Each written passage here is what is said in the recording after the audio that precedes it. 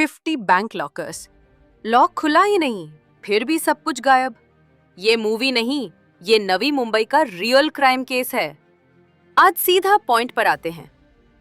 Chapter 1, the first complaint. ये case शुरू होता है नवी मुंबई के बैंक ऑफ बड़ौदा ब्रांच में।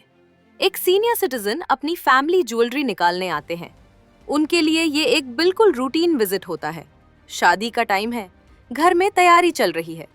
लॉकर खुलता है और अंदर सिर्फ एक खाली स्टील ट्रे होती है।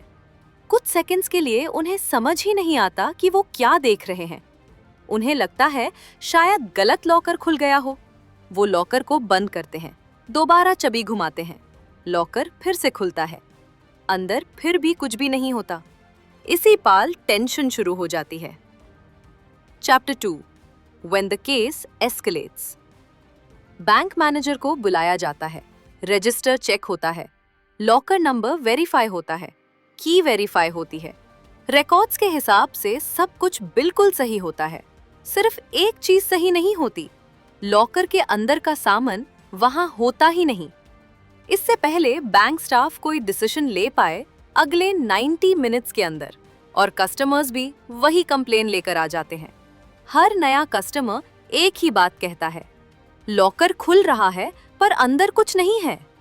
ब्रांच के अंदर टेंशन बढ़ने लगती है। स्टाफ के चेहरे बदल जाते हैं। कस्टमर्स के बीच पैनिक फैल जाता है।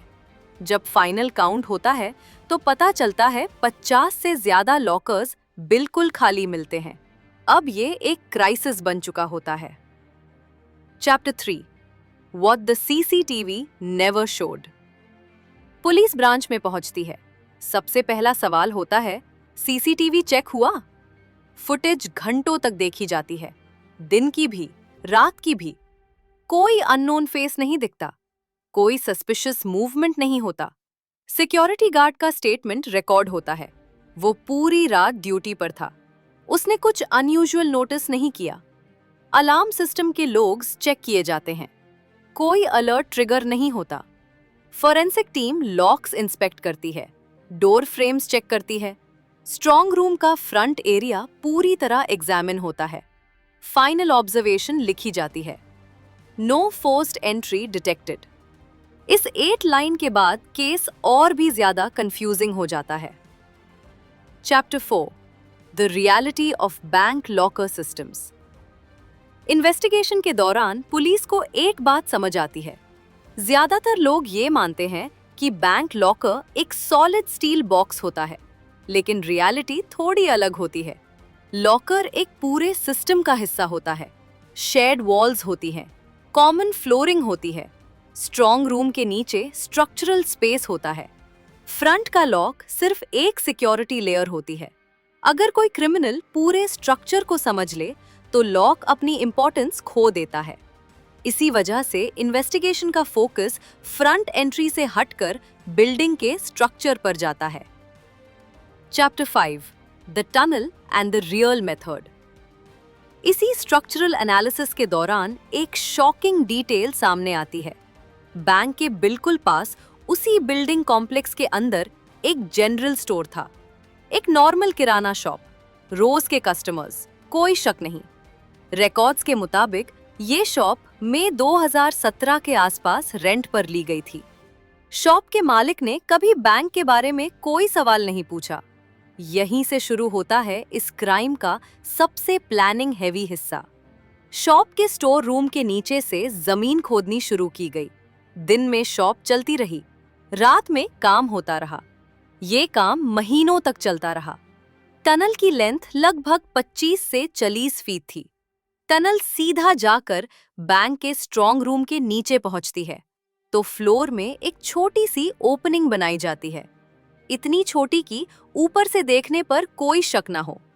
इसी ओपनिंग के थ्रू कैमरा और टूल्स अंदर भेजे जाते हैं। लॉकर के लॉक्स को कभी टच ही नहीं किया जाता। इसी वजह से ऊपर सब कुछ बिल्कुल नॉर्मल दिखता रहता है। Chapter 6, when police reached the site. जब पुलिस जनरल स्टोर को चेक करती है तो वहां कोई मौजूद नहीं होता। शॉप बंद होती है, स्टोर रूम खाली होता है। सिर्फ कुछ टूल्स मिलते हैं, कुछ वायर्स मिलती हैं, कुछ अबैंडन्ड इक्विपमेंट मिलता है, कोई फिंगरप्रिंट्स नहीं मिलते, कोई डीएनए ट्रेस नहीं मिलता। ये क्लियर हो जाता है कि क्रिमिनल्स ने एग्जिट भी उतनी ही प्लानिंग के साथ की जितनी entry. Chapter 7 Why no one was ever caught। इस केस का सबसे डिस्टर्बिंग हिस्सा ये है कि आज तक कोई अरेस्ट नहीं हुआ। पुलिस के पास थ्योरीज होती हैं, लेकिन कोई सॉलिड लीड नहीं मिलती। कोई सीसीटीवी फेस नहीं, कोई डायरेक्ट विटनेस नहीं, कोई क्लियर ट्रेल नहीं। ये क्राइम प्लानिंग, पेशेंस और सिस्टम की समझ का रिजल्ट होता है। इसी वजह से ये केस पुलिस के लिए सबसे डिफिकल्ट केसेस में गिना जाता है। Chapter 8 Are bank lockers actually safe? इस केस के बाद एक बड़ा सवाल आता है, क्या बैंक लॉकर सच में सेफ होता है? सच ये है कि लॉकर की सेफ्टी सिर्फ लॉक पर डिपेंड नहीं करती। बिल्डिंग का डिजाइन, आसपास की प्रॉपर्टीज, लॉन्ग टर्म मॉनिटरिंग, सब कुछ इक्वली इंपॉर्टेंट होता है। इस केस में लॉक इंटैक्ट था, लेकिन सिस्टम फेल हो गया। नवी मुंबई लॉकर हाइस्ट आज भी पुलिस रिकॉर्ड्स में एक ओपन केस है। सोना गया, कैश गया और पीछे छोड़ दिया एक सीधा सवाल, आपका लॉकर सच में सेफ है क्या? If you want ऐसे real Indian crime cases सीधा पॉइंट पे चाहिए, then subscribe to the channel. Point पे आओ।